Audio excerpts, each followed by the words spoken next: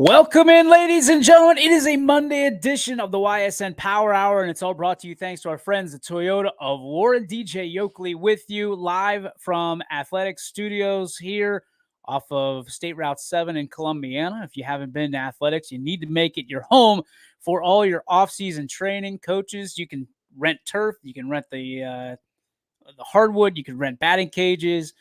Parents, you can rent this for birthdays, all kinds of stuff. You can bring basically your whole world right here, swing the golf clubs around a little bit, get a workout in. All of it can be done right here in Athletics, our home, and hopefully your home very soon. What a weekend. What a weekend. Friday, Saturday, Sunday, and then, of course, the power rankings come out today. What a weekend. Over 120,000 viewers on ysnlive.com.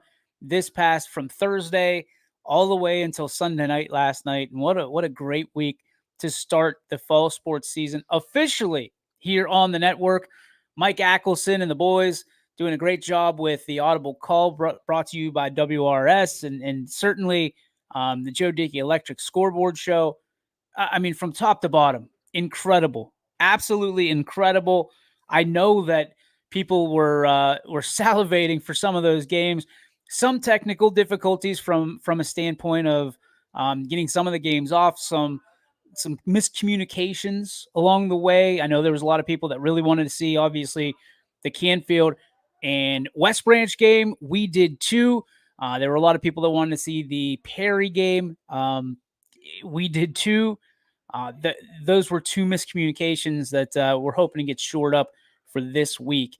So that way, Warrior Nation, you'll have your team on YSN, and obviously Perry. We want to make sure that you have a great not only start but a welcome here on the network.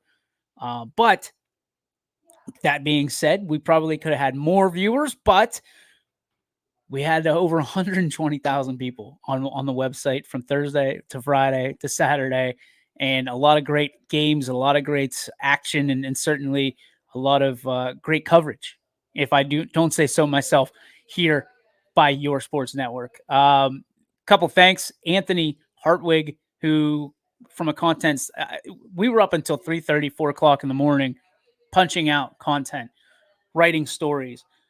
So we don't take what we do lightly. We take it very seriously, especially trying to get you the news stories as quickly as possible. We're going to keep on working at that to make sure they get faster and faster. We get more efficient. But I got to say thank you to everybody that not only looked at the stories, read the stories, commented, shared, all that stuff helps us with what we're trying to do on our mission here. So big thank you to Anthony and the whole content team there. Steve Leslie, a great job of letting people know what's going on. Chris Sigler, making sure the communication is just flowing like a river right here at Unstream City. And then all of you, Brian Scott as well. I cannot go without saying Brian Scott's name for all the technical stuff that he does, literally everything from top to bottom, making sure these games go off without a hitch.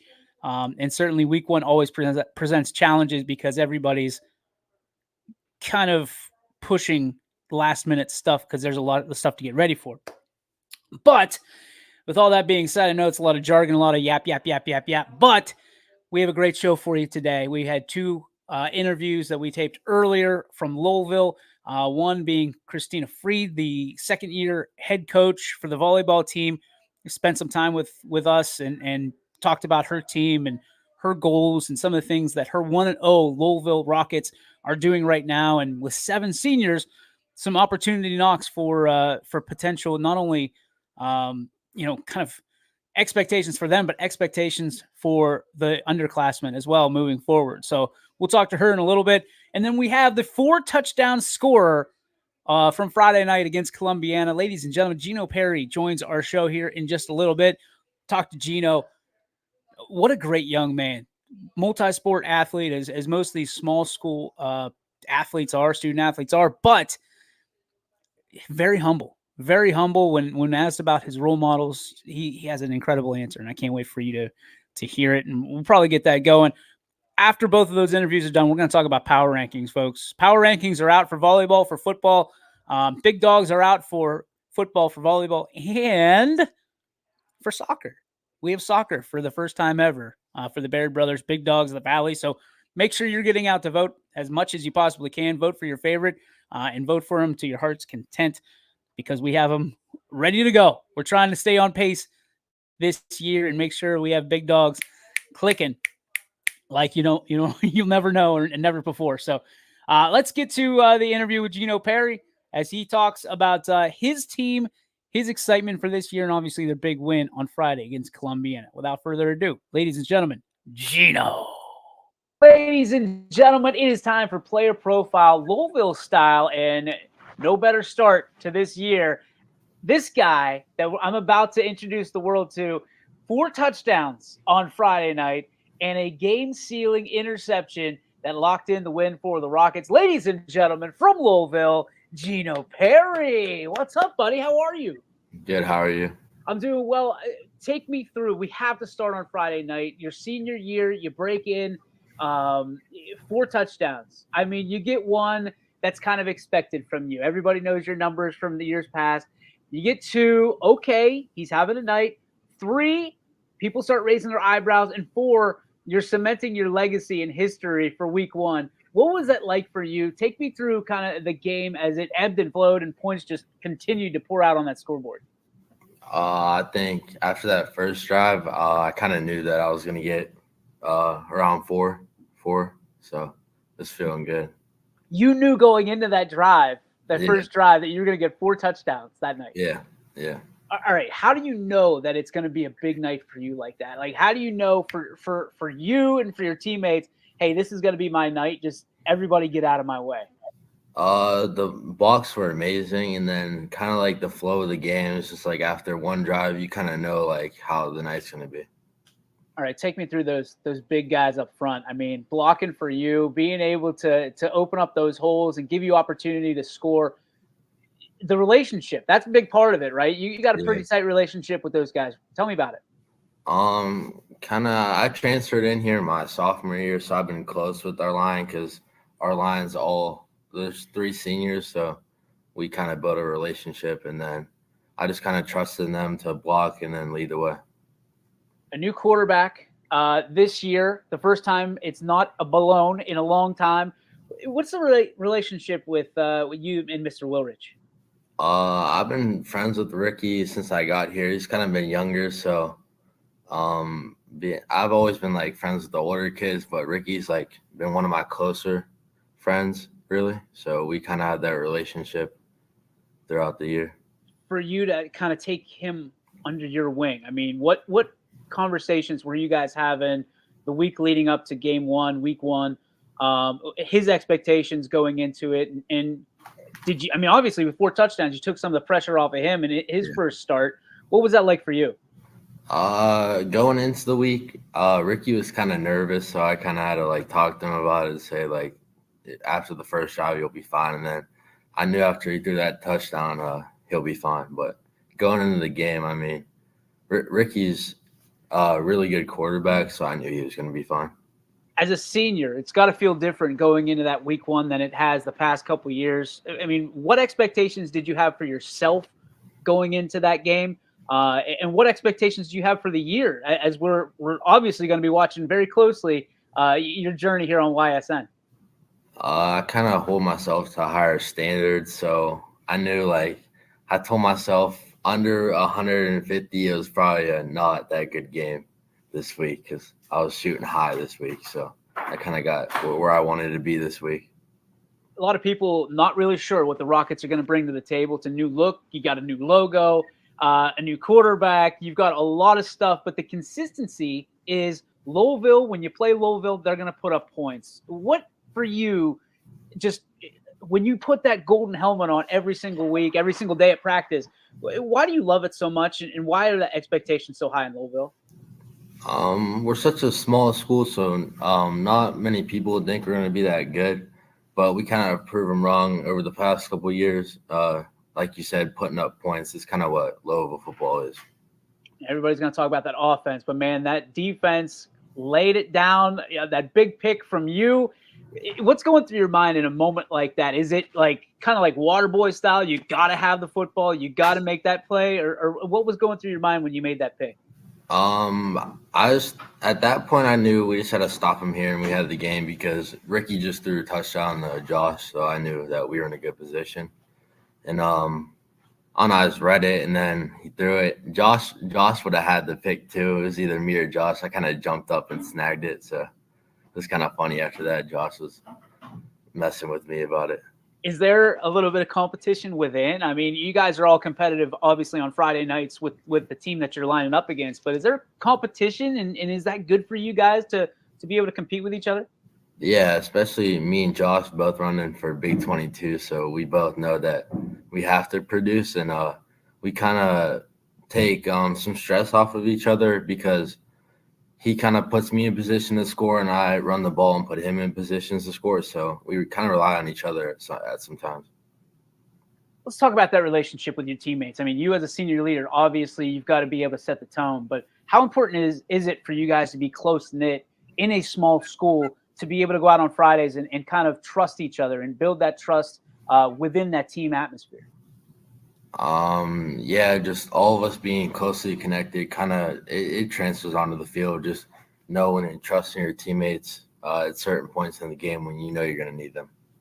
All right, so let's ask some questions about your teammates. Who is the funniest teammate you have in that locker room? I'd probably say Nick Donatelli or Nicky LaRosa. Who is the most serious? Who doesn't blink? Anthony Vrabel or me. Kind of, I don't know. I mess around a lot in warm-ups, but like I think in the locker room, like even during the game, you don't see me show much emotion really. Like you see after a touchdown, like I'm just like, yeah, it's whatever. The old Barry Sanders give it back to the ref and go and do it again. Yeah, maybe handshake or two. who is the guy that in a big game setting you want to hear that pregame speech from? I I'd probably say lately myself or Anthony Vrabel too. He's also like big motivator. We try to keep the team in check, me and him. So we kind of rely on each other to get the team real motivated. Who had the pregame speech week 1? I think it was me. What did you talk about? Just kind of like we were going into like you hear throughout the day a bunch of people telling us, "Oh, we're gonna lose." You have people kind of making jokes, and it was just like, "All right, we'll prove them wrong. We'll show them that we're just as good as a team as we are last year and the year before." What's the ultimate goal for this team? I mean, everybody has their calling card: offense, defense. We want to go and win, the league. We want to win regionals. Obviously, you want to win state. What's the goal for you guys internally of, hey, this is what we have to get done if this is going to be a successful season? Obviously, winning league. We tied league last year. I think it was 2 or 3-way tie. So, yeah, we're looking to win league and then also win that third round in playoffs. As your senior year kind of moves on, I mean, you just started school. What are some of the things you're looking forward to your senior year, maybe off the field as opposed to just on it? Not many people might know, but I love baseball, so that's what I also look forward to. And then also just building a connection, having fun my senior year before it all kind of ends. What are your plans? I mean, do you want to play ball at some form or fashion at the next level? Is there somewhere you want to go in specifics, and what do you want to study? I was thinking pre-law, and then I also want to go and play football in college. That's what I want to do. Pre-law. Okay, now that takes us to another aspect of this. I mean, if you're in pre-law, that means you got a lot of school ahead of you. What kind of pushed you towards that direction and wanting to study law? No one in my family is really in law, but my mom kind of thought that I would be good at it. So that's what I've kind of been looking forward to. Just what kind of law you want to study? What kind of lawyer you want to be? Defense attorney. Okay, all right, I can see that. So for being a running back, for having the ball, you like having that attention, all that pressure on you. It sounds like, yeah. huh? Yeah. Baseball, what position? Center. Center field. Okay. So who's your favorite athlete in baseball? Judge. Aaron Judge. Aaron Judge. All right. And for football, who do you think that you most likely represent on the field on a Friday night in the let's say National Football League? Like today's national football or like any Yeah, time. whoever. I'd say Emmett Smith. That's kind of my favorite player too. Is that why you have the 22 on? Yeah, and my dad wore 22, so that's kind of the main reason. Perfect segue. Let's talk about your folks. I mean, how much do they mean to you? I see posts all the time about you, how proud they are of you. For you to have a family like you do, I'm sure close knit. What does it mean to you, and why is it so important? It's important to me because my family we're all real into football. My brother just went to college, so my parents they're like real supporting and they kind of help me out through the way and just lead me. And then my dad played football, so he's kind of like helps me with a lot. And then if I need anything, I go to him. What is the best advice that someone's given you going into your senior year? Just have fun, but also um, just keep in check. Can't be too crazy, but you want to have fun and make sure it's a good year. All right, for you, role models are everything. You talked about your parents. What other role models might you have, or do you want to just highlight your parents again? I'm sure that'd be huge. Who are the people that have helped you get to this point in your journey so far? Uh, Obviously, my mom and dad. My mom helps me a lot through school, so I'd say her throughout school, and then sports more my dad. But I look up to my brother. He's one heck of a guy. I mean, great personality. His work ethic is more than anybody I know. So I kind of look up to him. What is one trait that you hope that you can take from your brother and install for yourself for the rest of the time? Kind of his talkative personality. I'm more of like a kind of quiet person. He's more outgoing. Like he's able to get along with more people. So I try and be like him with that. Ladies and gentlemen, Gino Perry, the star athlete, not just football. We got baseball too that he's real excited about. We'll talk to him then as well. Gino, thank you so much for taking time for us today. Best of luck this season, and we'll be watching. Thank you. There he was, Gino Perry. And what I took away from that interview was this is a very humble young man who obviously very close to his family. Uh, just loves his brother, idolizes his brother as a role model. I think that when you have a situation like that where you're 17, 18 years old and you can already look up to your siblings and your parents in a way that you know you encapsulate on an interview like this, instead of talking about, oh well, it was this athlete or this athlete or this athlete. That's why we ask that question, because there's not a whole lot of times, folks, that you sit around the table and you're breaking bread with your family. You talk about, hey, I just want you to know I look up to you. I want you to know that everything that you do, every good decision, bad decision that you make affects me as well. And I think for Gino to express that, and for these student athletes to express it for their parents and for their siblings, I think it's an eye opener sometimes. And there's no doubt of how great of a skilled back that Gino Perry is. Had the game winning interception against Columbiana, and obviously 4 touchdowns to go along with it.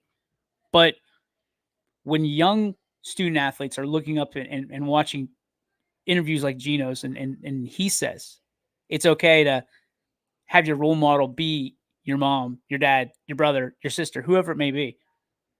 There's another generation that's watching that and saying, hey, I can do that too. Like, I'm excited about that. And then they start watching their brothers, their sisters, their moms and dads closer.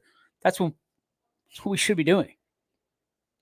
Parents and siblings should be setting a great example for the younger generation. And the younger generation should want to look up to the people that are in their house. It's incredible stuff. I mean, Emmett Smith, he runs like Emmett Smith. I mean, naturally runs like Emmett Smith. He's got the deuce on. Um, he's got a good young quarterback in Mr. Wilrich, Ricky Wilrich, and I think that the Louisville Rockets are going to be pretty doggone good this year. There's a lot of people that were down on them, and I remember in a couple of the interviews that I did, I said, as long as there's a Perry in the backfield and a basically a gunslinger at quarterback, and that's what Wilrich is.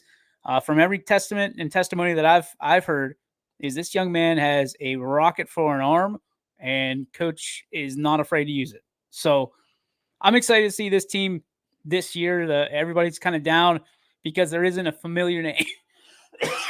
Pardon me, there isn't a familiar name necessarily on the in the quarterback slot, but I think Ricky Wilrich is going to make a name for himself and separate himself and really create a lot of believers if he hasn't already in that locker room, that community, but certainly here in the media and on YSN. The next interview we have is Christina Freed, who is the second-year volleyball coach at Louisville. Had a chance to talk to her as well. 7 seniors coming into the season this year. Last year, she recruited the hallways. Last year, she recruited and really started building a program. And this year, the expectations are a little bit deeper. Hear her talk about it here on YSN. Ladies and gentlemen, it's Coach's Corner time in Louisville. We are joined by the head volleyball coach, Christina Freed. Coach, when you look at what this season means, obviously your second year as head coach, 7th year overall coaching in volleyball, and you've got 7 seniors to make sure that they're leading the way. How does this year compare to the other ones that you've had so far? Well, last year was kind of like a rebuilding year almost, because you had Coach Kelly come on and he's been coaching. I forget how long he was here for, maybe like 3-4 years. And then Ron Slipkowski was the varsity coach when I was JV, and he was only here for a year, and then I took over. So it's kind of rebuilding everything, rebuilding the relationships, rebuilding the team, finding varsity players and everything. So coming into this season, it's just we wanted to make a good start, because last year we had a winning record, kind of. So we want to just make sure we get a winning record this year also. To be able to establish, right? You talked about the recruiting and taking care of rebuilding the program, but to establish it this year, you're already off to a nice start, 1-0. What things need to happen? I mean, leadership style, obviously you got to show up and play, but what things in your mind are you telling your team this needs to happen to take us to where we need to go? Well, over the summer, we did a lot of team building stuff. So I tried to make the girls come together a lot more and just get to know each other, become a team, even like JV and varsity work together and just become one. So it was just a lot of building relationships and trust with everybody. Since I have 7 seniors, it takes up all the spots on the varsity team, but we also have like juniors stepping in and some sophomores. But it's just a lot of trust with each other and just making sure we know who's doing what. So the seniors are doing a really good job with leading everybody and just making sure everybody's ready for the game. Everybody knows what they're doing at practice. I don't know. It's a good bond this year, I think. Chemistry is certainly important, as you just alluded to. For you, I mean, how do you break it down in your mind? Okay, we need 33% chemistry, 33% skill. I mean, it's like that old song, all that stuff goes into it. Chemistry, where does it rank for you, I guess, is the question. Is it at the top of the shelf here? Is it kind of in the middle? Where do you need to have that chemistry? And how do you, I mean, is it movie nights? Is it just practice? How do you build that chemistry in a setting with 7 seniors? I think chemistry was really important this year, because last year there was just a few girl drama, which happens on every team. But every team, yep. Yeah, so we were just trying to stay away from that this year. And I mean, we had no issues over the summer. Everybody seemed to get along. We canceled practice one day and surprised all the underclassmen with lunch at the park. And then one of the girls volunteered to have something at their grandparents' house, and then they had a pool, so they all went over there. And recently at like our last summer practice, we all went to Cane's after practice and ate dinner together. And then I think we want to start to have like what football does, how they have pasta nights, but maybe just choose it maybe once a month. Because I mean, since volleyball games are a lot during all the time, yeah, so you can't just have dinner every night at somebody's house. So breaking bread seems to be the way to make sure that the team's bonding, which I listen, as a guy, I love being able to eat number one, and to eat with my teammates is special. But for you, I mean, this has to be a unique situation where you're rebuilding one year and then the expectations are through the roof because Louisville as a whole, their expectations are to win and constantly compete for the MVAC title. You have to set the realistic expectations of, hey, new coach, but I don't want to set them too low. How do you kind of find your balance in that of, listen, we want to compete, but we also want to make sure that there are realistic expectations every game, every practice, and every time these kids think about playing and suiting up for the Lady Rockets? Yeah, well, I try to make practice game-like. So however you're going to act at a game, I expect it at practice. But I don't know. I'm still finding my way as a coach because this is only my second year as varsity head coach. And I've been watching like all these other coaches I've worked with. But I mean, like at Lordstown, the girl that I coached with, she was new to it all too. Like she knew the sport and everything, but she was new to coaching. And then I only spent 1 year with Ron. So then I'm still just trying to build on how to just get the team mentally ready, I guess. Sure. And everything.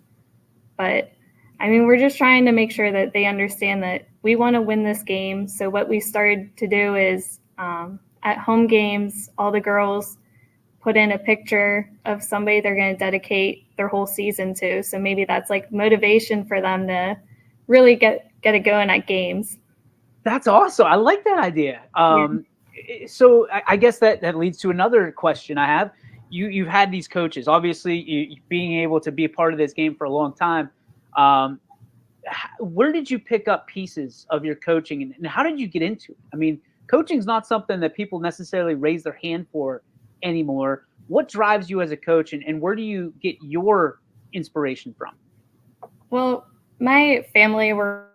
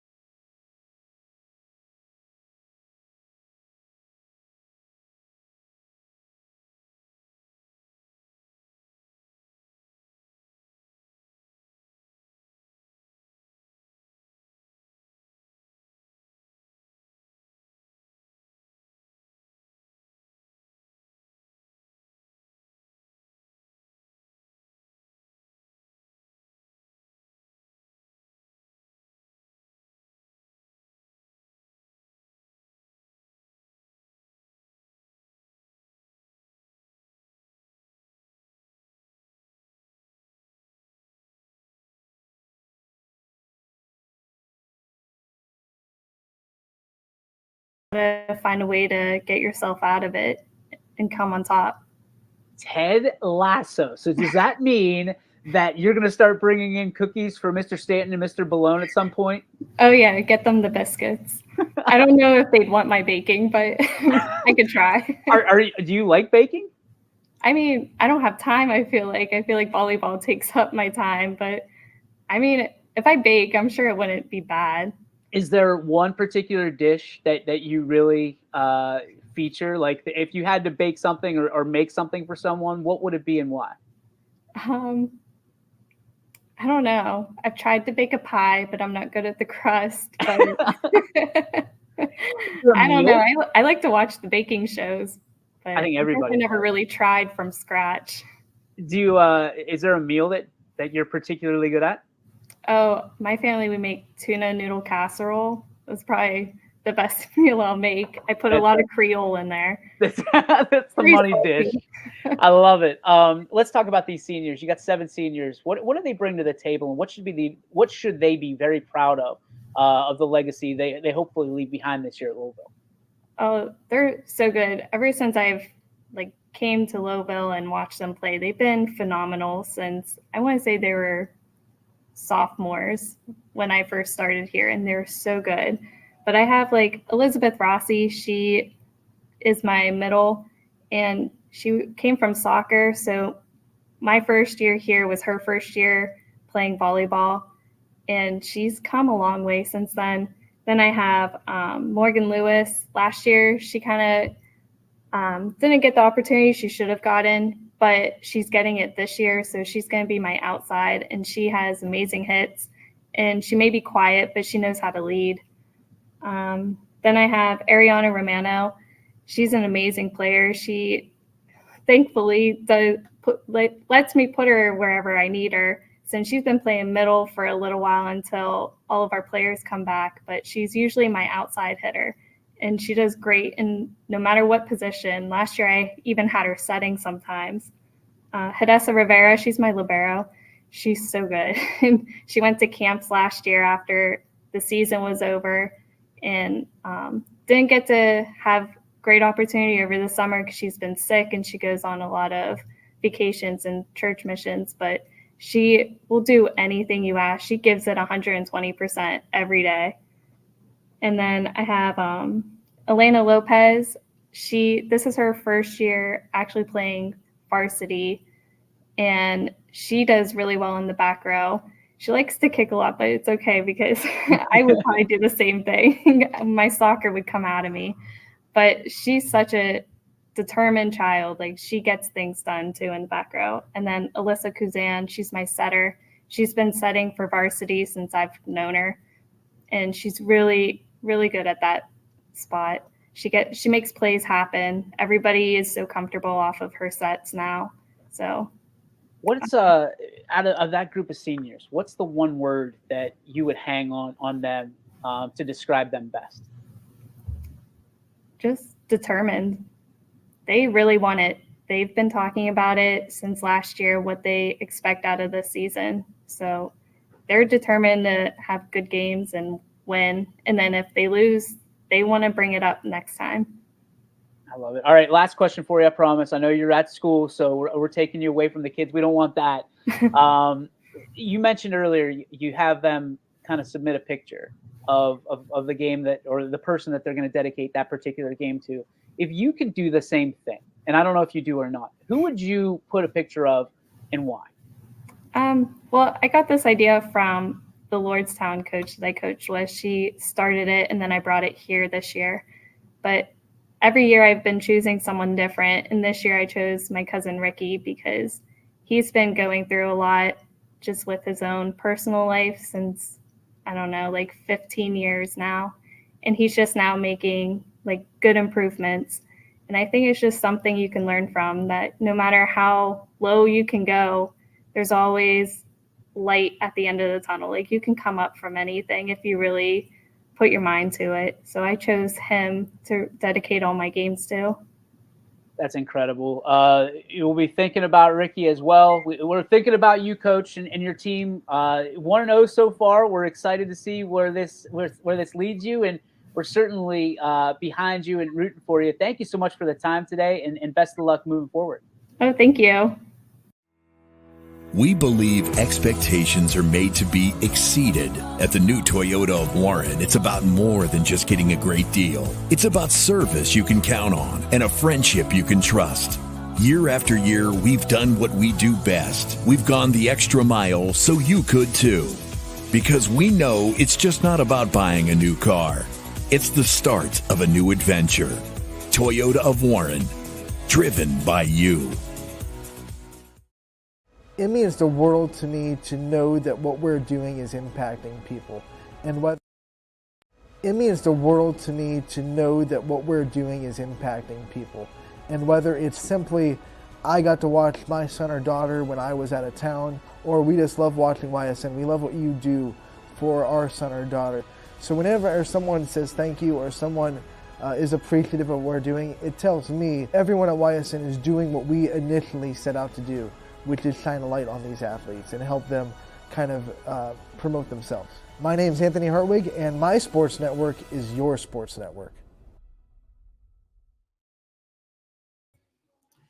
All right, there we have it. Thanks to Coach Freed for her time today. Obviously, I've said obviously about 600 times. I feel like Mike Tomlin has not been necessarily an easy transition, from that standpoint, but she believes in her troops. She believes in her team, and certainly her team believes in her. I love the last question and the last answer, most notably, about who she's dedicating this season to, and we hope that Ricky is making sure, making strides in whatever he is facing, and certainly, I guess, unnamed prayers for I guess we know the name Ricky. I'm all over the place, folks. I'm all over the place, but we're praying for Ricky. We're praying for anything that's facing him, and certainly we thank Coach Freed for her time and Gino Perry for his time. And now it is time to talk about the power rankings for football. Anthony, I believe, went through the volleyball, so we don't want to turn over the stone too many times in a row. But you can go visit the volleyball power rankings at ysnlive.com and tell us where we got it wrong. Tell us where we got it right. We know you're not going to do that. Tell us where we got it wrong. Who should be in the top 25? Interestingly enough, volleyball way easier across the board to kind of line them up, if you would, because there's, in most cases, more than just one game, one match that we've been able to look at. The formula kicks it out and spits it out in a certain way. Not a whole lot of ties. I think there was one tie in the volleyball power rankings. And then, you go deeper, kind of the tiebreaker. Football is a different story. Football, the top 3 were tied. We just kind of had to go 1 through 30 we ended up doing because those are the teams that qualified, and then we just left it. Normally it's going to be 1 through 25, but so many teams were tied that we just let it go to 30. So without further ado, let's go through it. Starting at number 30, a team that I was really impressed with, and I think a lot of people really had some eyebrows raised across the YSN universe on Friday night when Wyndham beat Lisbon handily. And you look at what kind of came out of that. Jack I, a household name with all the touchdowns he put on, now a big dog nominee this week for Wyndham. I believe one of their first ones ever in football, if I'm not mistaken. So congratulations to Jack. Congratulations to Wyndham. And they are ranked number 30 in our YSN power rankings. LeBray comes in at 29. Big time for them. And a lot of these teams, I believe every single one of them, if I'm not mistaken, is victorious in week 1. I don't think that they could be in here. You're going to hear, I guess you're not going to hear some teams, and you're going to go, where's this team? Where's that team? One team that is suspiciously missing from this list that we don't anticipate will be off of it for very long, the Ysn Fighting Irish, because they played a very tough Welsh Jesuit team on Thursday night, and just because of the L alone, pretty much disqualified them from the top 30, because you're basically on YSN, you're going to have half the teams, and in this case, over half the teams won on Thursday or Friday or Saturday. So it was tough sledding for if you started off with a tough luck loss like the Irish did against Walsh in a 2-point loss. So there's a lot of people already messaging us. I think this power rankings is bullcrap because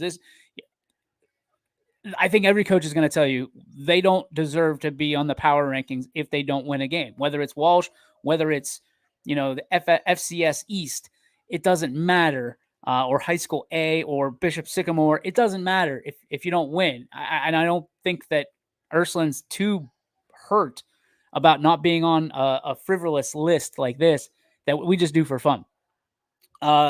Said 29 is LeBray, 28's a Jackson Milton team that I was really impressed with. Keegan White, 4 touchdowns for Jackson Milton. They were able to hold Matthews pretty much after the first drive. I think Matthews ended up punching it in at the end there, but they had him in control pretty much the entire game. And Keegan White's going to be a name you're going to want to remember. This young man, he's splitting time in the quarterback room. But at the end of the day, he's the guy that's going to get him the most yards. We saw him throw it a little bit. I think Jackson Milton's going to be more of a running team this year, but we'll find out. I think that the strategy changes throughout the year. So we'll see how they do as they continue to kind of find their identity. Coach B. Scott's in the building throughout the year. So congratulations, Jackson Milton coming in at 28. Louisville, we talked to Gino earlier. They come in at 27. Impressive win. Lots of points this team is going to score. I think defensively they're stout. I think Columbiana is going to be better than most people think. I also think that Louisville is going to be better than most people think. I think this is most likely the lowest Louisville could be all season on this list at 27. 26, my alma mater, East Palestine, making the list for the very first time in their power rankings. What an absolute performance as they got a first win on opening day since 2016 over Newton Falls on Friday night. Reed Memorial Stadium was packed, as I heard, and Owen Uriauchi running wild like Hulkamania.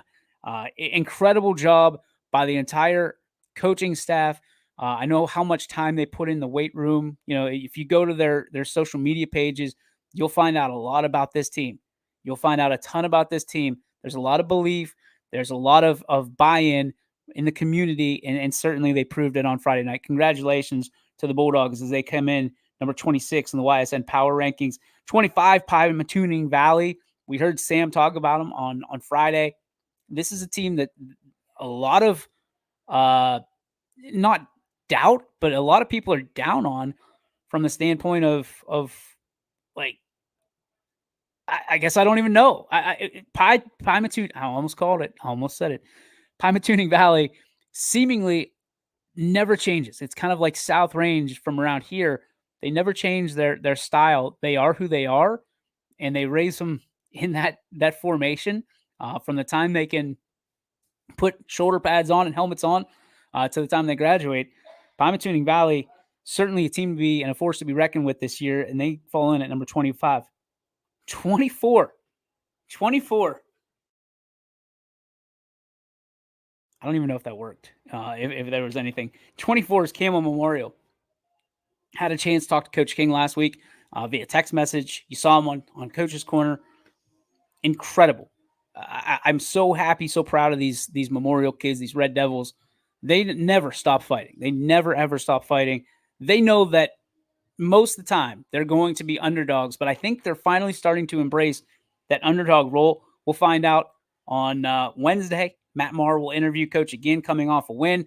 A couple more of the student athletes will be with them again, and we'll see how it feels to have a week 1 win, and obviously moving towards week 2 and trying to keep up the momentum going as Memorial is really showcasing their talents here in the early going of the season. Number 23, a lot of people, and people know that I'm a South Range guy. A lot of people sending me messages about South Range being number 23. All I can say is it's tough in a power ranking setting, the way our formula is calculated, to play a team that is below you in division-wise, right? Now, we all know that the flip side of this is going to be moving forward. South Range either plays their division or above, I believe, the rest of the year. And again, I'm pretty sure it's their division or above the rest of the season. So the argument right now that week 1 comes out, they have a convincing win over Springfield. South Range is ranked in the 23 spot.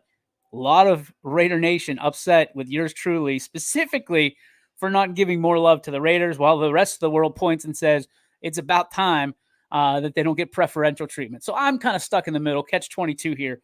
But I can tell you that we will not go against our formula. We have it down pretty well.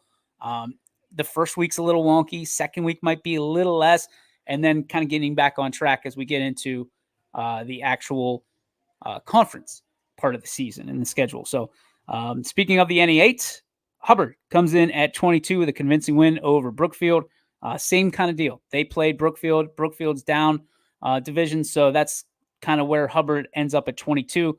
Conneaut at 21. Western Reserve with a big win over Crestview on Thursday. I'm buying. I'm buying. If this is a stock, I'm buying Western Reserve. I was told you're never going to replace, this one. I mean, names that you would know that I'm not going to put on the show. I'm buying Western Reserve. I like what Coach Armini's doing in that community. I like the way that he's got his kids locked in. They come in at number 20 in week 1. I'm really interested to see kind of how they are moving forward. They are, if week 1 was any indication, they're going to be impressive and crest you all the same in the same breath. I think they're going to be impressive as well as they kind of get their feet underneath them. And you see guys like Max Hawkins take off, because I really do believe Max is an all YSN type player at the end of the year. And we're talking about him literally every single week, as long as he can stay healthy. So I'm looking forward to seeing what Western Reserve can do. And they might be a team that you're going to want to buy their stock here in 2024. McDonald, a big win, running that wing tee again in McDonald. Coach Williams has his team seemingly back to where the expectations are set. I know it's only 1 week. I know we don't want to get too far ahead of ourselves, but McDonald, if they're doing the things that McDonald can usually do, you're going to have to look out for the Blue Devils here this year. Warren JFK, stunning a lot of folks in their win over Liberty on Thursday night. Does it stun us? Absolutely not. We know that you never want to doubt JFK. You never want to go against Warren JFK. Those kids are built for that type of life. They love it. They embrace it. They eat it like hot dogs. They love when you doubt them, and they will make you choke on your words faster than you'd ever want to believe it. So JFK comes in at 18. Beaver, Pennsylvania, the Bobcats coming in at number 17. Congratulations to them in their they won at Woody High over, was it Trinity? I forget who it was. No. I'll have to look it up. Man, who was it? They played at Woodland Hills, but we were not able to get to the game. We were not cleared for it. We'll Beaver, we're proud of you. Welcome to YSN officially for football. We're excited to have all of that here on the network. They land at number 17. Number 16, Orange. Orange with a huge win over Beechwood. Their arch rival, arch nemesis. They get a huge win. Tim Porter ramped up, excited. Kudos to everybody out there. We will have heavy Orange coverage starting in about a week and a half. Noah Ricks is leaving the area, not the region, heading out towards the Cleveland area, and he will be the new voice of the Orange Lions. And I know that there's nobody more excited than Tim Porter to have him on board. So congratulations, Orange, on your first and debut visit to the power rankings in the top 25. You debut at number 16. Poland, getting a lot of heat for this shirt right now, especially from the burgundy and gold brethren that I have, thanks to Youngstown Clothing Company. Again, if you haven't seen, they have the majority of schools in our area. I bought almost all of them. Waiting on a few more. But yes, the teams that are YSN teams, we're going to support them. And Poland, we had the Poland Bulldog show tonight at the Bulldog Grill. So make sure you come out there. Starts at 7 o'clock. They would love to have you. Wing night tonight as well. Come on, check it out. But as far as this is concerned, Poland rolls in at number 15 in our power rankings this week with a big win over Salem. Going to be interesting for the Poland Bulldogs this year. A lot of people that are down on them. I can't wait to talk to Coach Pav tonight and see kind of where his mindset is. He's had tough years at Poland. He's had great years at Poland. What does this year look like? The Quakers, really tough team, and they handled them pretty well. So you got to feel pretty good if you're Coach Pav going into week 2, but you don't want to get too far ahead of yourself in that regard either. Waterloo comes in at number 14. Great job, as always, by the Vikings. I mean, that's one of the most special places in this area. If you have a chance to go out to Atwater and check out their stadium, it is everything that you remember from high school. And the facilities are better than you remember, certainly, but it's that community, they'd round up support like very few do. So congratulations to Waterloo coming at 14. United coming in at 13. Coach Ogilvy making sure they're in check out there. Girard coming in at 12. Garrettsville Garfield, pardon me, with a convincing win on Friday night as well, coming in at 11. And now we're to the top 10. Struthers in the top 10 with a big win over Beaver Local. Another test coming up this week, though. So it's interesting. Struthers are front-loading their schedule. You got Beaver Local, and then Struthers, and then another non-conference game, which is escaping me right now, so I apologize.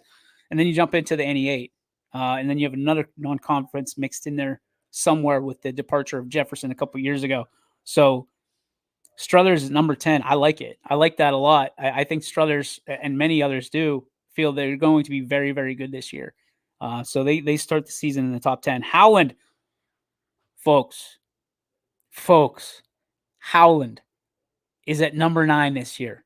And that has to have their program absolutely captivated, reeling, excited.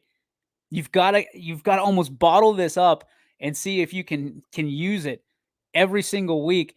It could be a tough season, or it could be a season that is magical. And the Howland Tigers are hoping for the latter and working for the latter. Pardon me, for the latter.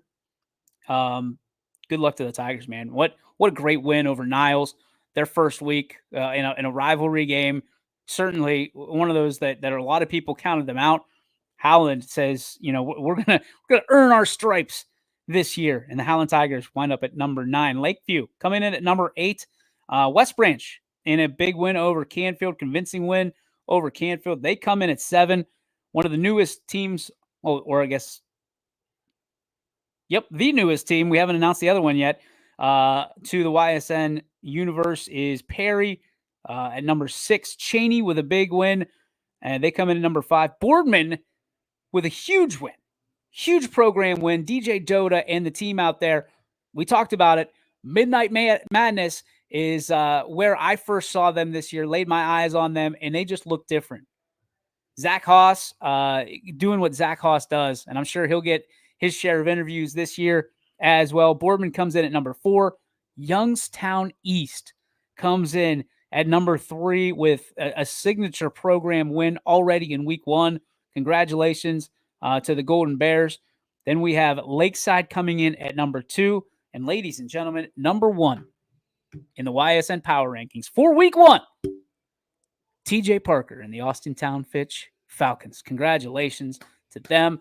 A big win over Euclid, and they perched themselves atop the YSN Power Rankings. I want to say top 25, but we got 30 teams in there this week.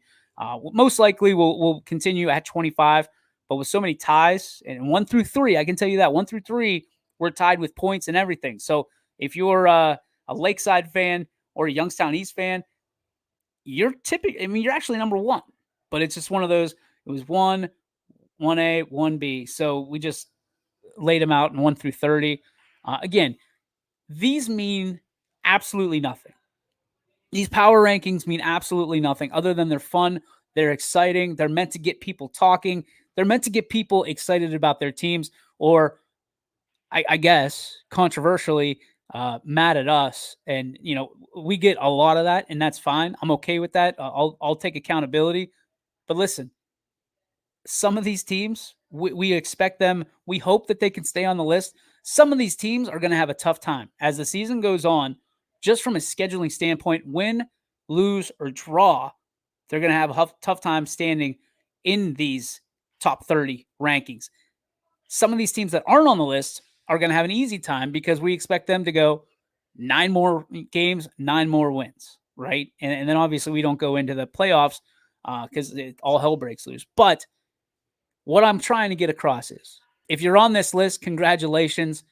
don't get a big head about it. If you're not on this list, if you want to use it as bulletin board material, go for it. But I think it's one of those situations where, either way, it's just for fun. It's for fun. It's to have a conversation, and it's just to use another aspect to highlight these teams in what they do in our area. So don't get bent out of shape. Don't get too mad, and certainly don't get too enthusiastic. If you're, I guess you can. You're more than welcome to, because it means that you're getting paid attention to. You got eyes watching you. So congratulations to teams on this list, and certainly for more and to tell us how we're wrong, go over to ysnlive.com, check out the article, and then let us know. Let us know where we got it wrong. Let us know where we got it right, and we'll go from there. It is time for the Joe Dickey Electric What's Your Spark, presented by Joe Dickey Electric. They are everything electrical. Visit them today at dickieelectric.com.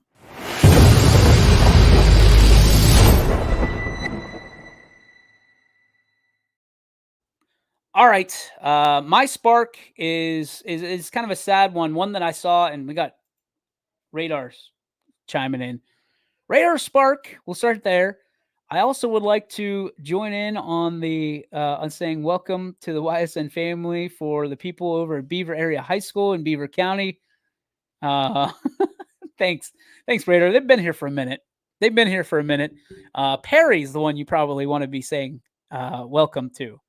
And that's the nuclear Perry up at, I think it was just Perry, right? Not Maslin Perry like the Pirates.